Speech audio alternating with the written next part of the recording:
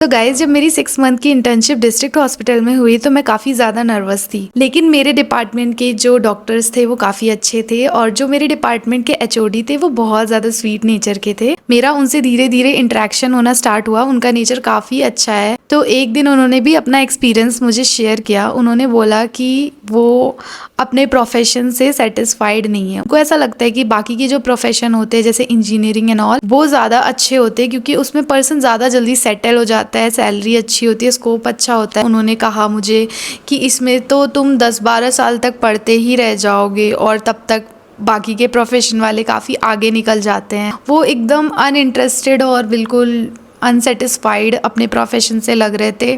तो मुझे ऐसा लगा कि कहीं ना कहीं सेटिस्फाइड कोई नहीं है। मतलब कौन है सेटिस्फाइड? कोई भी इंसान अपने प्रोफेशन में होता है तो कहीं ना कहीं अगर उसको उसमें मज़ा नहीं आ रहा है तो वो अनसेटिस्फाइड फील करता ही है। अब मैं एक बीएचएमएस होकर के इसलिए अनसेटिस्फाइड फील कर रही हूँ क्योंकि मुझे एमबीबीएस नहीं मिला, इसलिए मुझे बीएचएमएस करना पड़ा।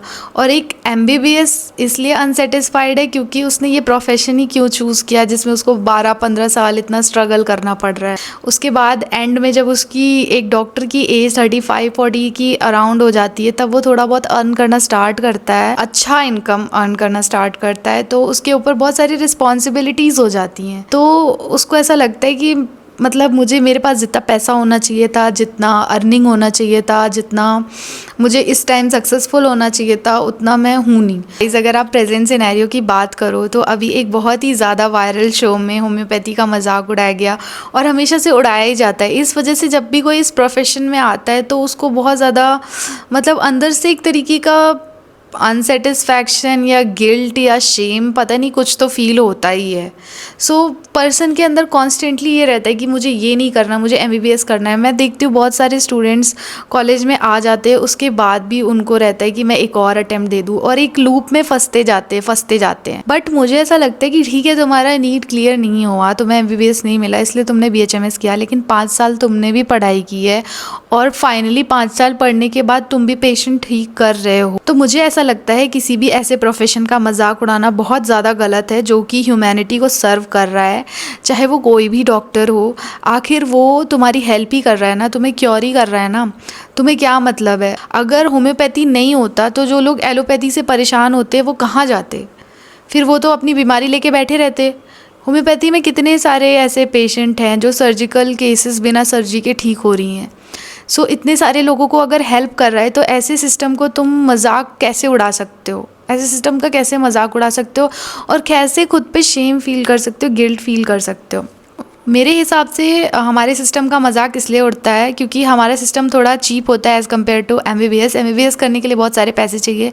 होम्योपैथी बहुत कम पैसे में हो जाता है। तो किसी के पास भी थोड़ा बहुत पैसा होता है तो वो पैसे देके किसी प्राइवेट इंस्टीट्यूट से ये डिग्री ले लेगा और बिना किसी नॉलेज के क्लिनिक खोल के बैठ जाएगा और मेडिसिन देगा। उससे आराम नहीं होगा क्योंकि होम्योपैथी की मेडिसिन प्रिस्क्राइब करने का तरीका बहुत ज़्यादा अलग है एलोपैथी से। एलोपैथी में क्या है कि आप पर्टिकुलर डिजीज़ के लिए पर्टिकुलर मेडिसिन है, आप वो प्रिस्क्राइब करोगे तो आराम होगा ही होगा। लेकिन होम्योपैथी का थोड़ा डिफरेंट है। अगर बीएचएमएस की जगह कोई बंदा कॉर्पोरेट लाइफ में होता, उसकी 40-50 हज़ार सैलरी होती तो कोई उसका मजाक नहीं उड़ाता। सब सोचते कि कितना मेहनत कर रहा है, जॉब कर रहा है।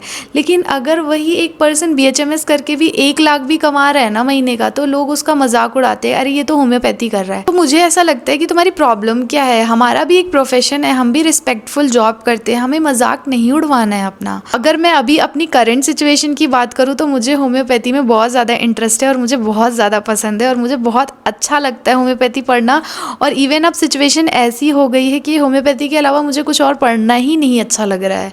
पहले मुझे लगता था कि ये क्या है, ये तो साइंस ही नहीं है, मैंने तो बायोलॉजी पढ़ा है, केमिस्ट्री पढ़ा है, फिज़िक्स पढ़ा है, मतलब इसमें तो कुछ और था और ये जो मैं पढ़ रही हूँ ये कुछ और है। लेकिन अगर ये गलत होता है तो इतने सारे लोग ठीक कैसे होते हैं? और जब मैंने अपनी आँखों से लोगों को ठीक होते हुए देखा है उसके बाद तो मैं इस चीज़ को बिल्कुल डिनाई नहीं कर सकती। सो ये था मेरा एक्सपीरियंस और मुझे अपनी पैथी से बहुत ज़्यादा प्यार है। तो मैं उन स्टूडेंट्स को ये बोलना चाहती हूँ कि जो अभी बहुत ज़्यादा कंफ्यूज है कि उन्हें होम्योपैथी करनी चाहिए या नहीं करनी चाहिए, तो मुझे लगता है आपको डेफिनेटली करना चाहिए। लेकिन मैं आपको ये बता दूँ कि ये आपके बाकी साइंस सब्जेक्ट्स की तरह नहीं है, थोड़ा सा अलग है और इसमें आपको काफ़ी मज़ा आएगा।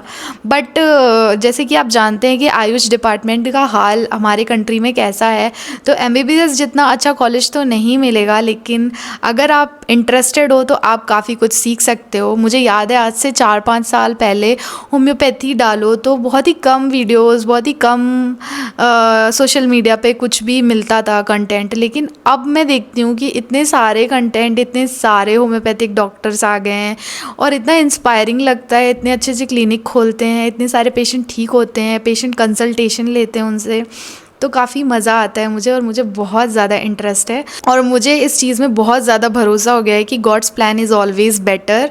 सो ये था मेरा एक्सपीरियंस गाइस, और मैं आपसे बहुत सारे एक्सपीरियंस ऐसे शेयर करना चाहती हूँ जो मेरे कॉलेज के थे, हॉस्टल लाइफ के थे, तो मैं वो आपको सब कुछ शेयर करूँगी। अगर आपको मेरी ये वीडियो अच्छी लगी है तो लाइक कर देना। अगर आप ये वीडियो लाइक करते हो तो मैं ऐसे और वीडियोज़ आपके साथ शेयर करूँगी। अगर आप मेरे चैनल पर आए हो और मेरे वीडियो को देखा है अभी तक तो प्लीज़ मेरे चैनल को लाइक करना मत भूलना, सब्सक्राइब करना मत भूलना, और फिर मैं आपसे मिलती हूँ नेक्स्ट वीडियो में। बाय।